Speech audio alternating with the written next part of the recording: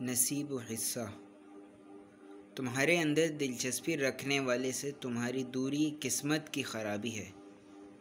جس کے پاس رزق کی فراوانی ہو اس کے شریک بن جاؤ، کیونکہ وہ تونگری کے لیے زیادہ شائستہ اور قسمت کی خوبی کے لیے دوسروں کے مقابل زیادہ لائق ہے۔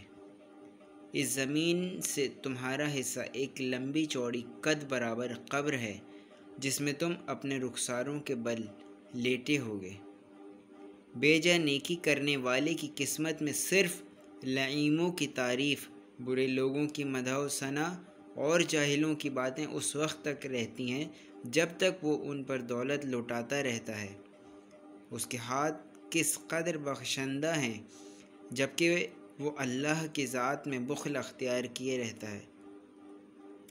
تمنائیں دل کی آنکھوں کو اندھا کر دیتی ہیں اور نصیب ایسے کے پاس آتا ہے جو اس کے پیچھے نہیں جاتا۔